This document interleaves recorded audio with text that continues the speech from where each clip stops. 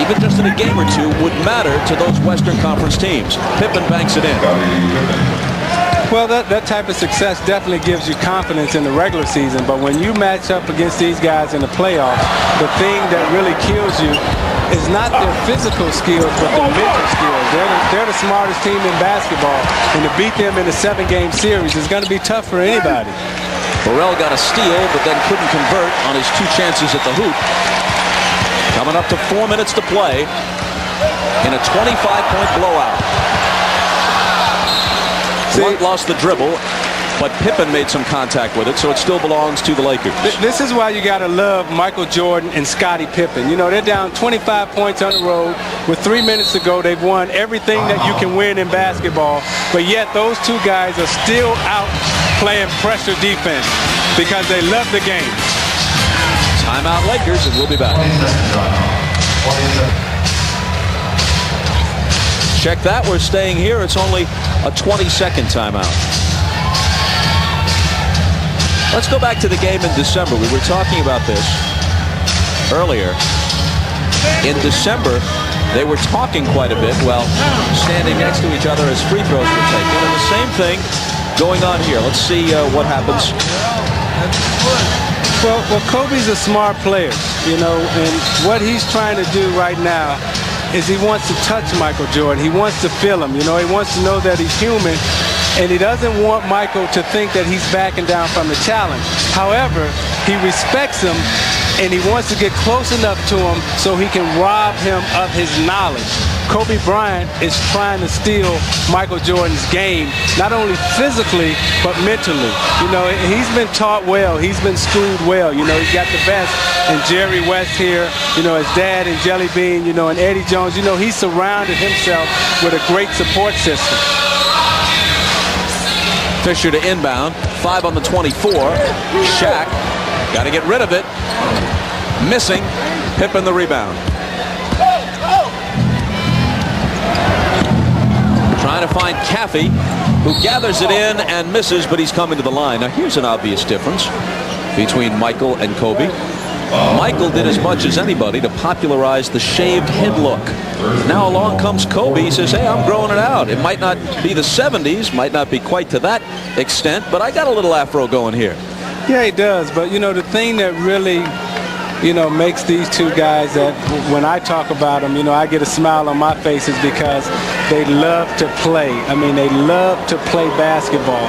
You know, you see Michael Jordan and Scottie Pippen out here in a game that they know they have no chance at winning, but they're competing just as hard. You know, you look at the sweat dripping down his face. You know, those guys love to play, and that's what the young guys coming into the league, some of them lack. They don't have the sheer love for the game.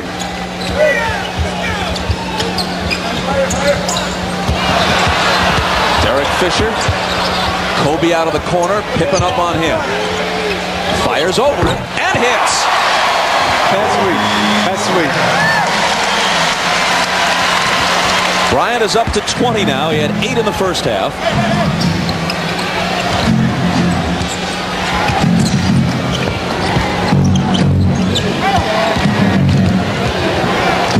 Burrell, way short. Pippen picks it up and is fouled. When you look at what Rick Fox has done the last couple of games, Robert Horry has been struggling even before being sidelined by an injury. One of the questions for the Lakers, and there's Horry on the Laker bench, and a big hand for Kobe Bryant as he goes out, likely not to return with 3:03 remaining. When you look at the forwards in the West, the Vin Bakers and Detlef Schrempf in Seattle, Karl Malone, Tim Duncan, Charles Barkley when he's healthy, the Lakers are going to have to get good forward play from Fox and from Horry if they're to advance in the playoffs. See, I think their problem is not at the forward position, but I think their problem is going to be at the point guard position. You know, what happens when Nick Van Exel comes back? You know, this team goes as he goes. You know, the point guard is a direct extension from the coach, and he and the coach has to be on the same page. At times, he and Dale Harris have had their battles and have not been on the same page. But if your coach and your point guard is not thinking the same way, you have absolutely no shot at winning the NBA championship. Burrell drills one from the head of the key after Fox's basket, which gave him 25. 12 points for Burrell.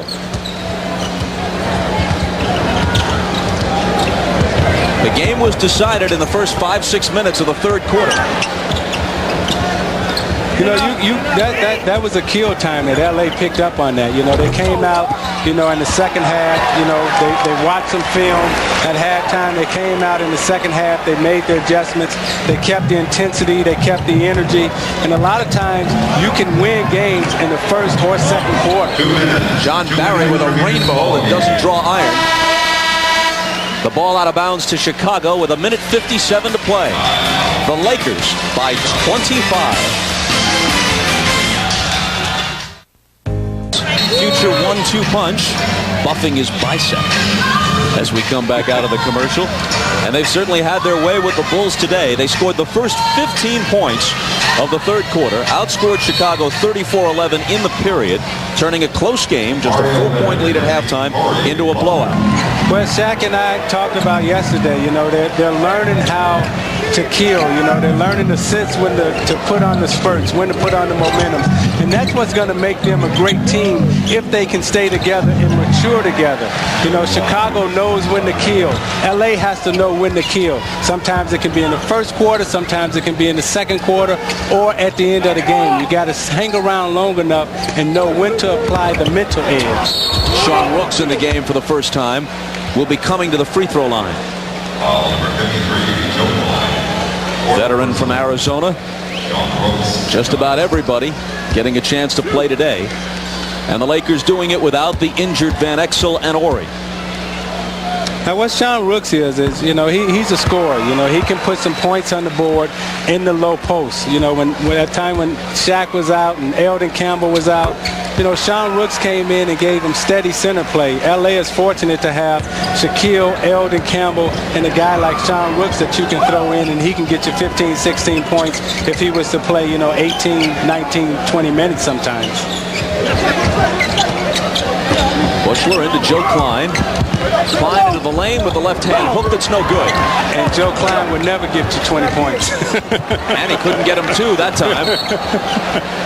Ball deflected out of bounds, and it belongs to the Lakers. When we were playing Boston in the playoffs, Joe Klein and I went out to dinner one time, and I was so afraid of him because just the look on his face, we were sitting across eating dinner, and he never smiles. He always looks like he's in pain. Eddie Jones driving and fouled as he makes his move to the basket. So Jones will have a chance for his 20th and 21st points. Rick Fox leading the Lakers with 25. Shaq has 24. Kobe came alive in the second half, 20. Corey Blunt very quietly with 13 rebounds. He did a nice job coming in. You know, we look at Eddie Jones here. When I was in Detroit, you know, we were playing a game, and he came to the game because Mark Macon was a teammate of his. And he walked into the locker room in the dead of winter wearing his gym shoes, had on a pair of old pants, and I just felt so bad for him that I gave him $200. So when I seen him yesterday, I asked him, did he have my money? And? Of course he said no. Scott Burrell's basket gave him 15. Things just a tad ragged at the end in the final half minute of the game. Eddie Jones into a crowd, can't hit the reverse. Klein has it. Burrell trying to add to his point total. Another chance for him. Missing the three. Last 7 seconds, 13 points. Dennis Rodman sat out a long portion of the second half. He had 15 rebounds. Leopard deal, a leopard skin deal, but Rodman says he'd already done it before he heard about the movie. In this case, art imitating life. So that does it. The Lakers by 25, 112-87.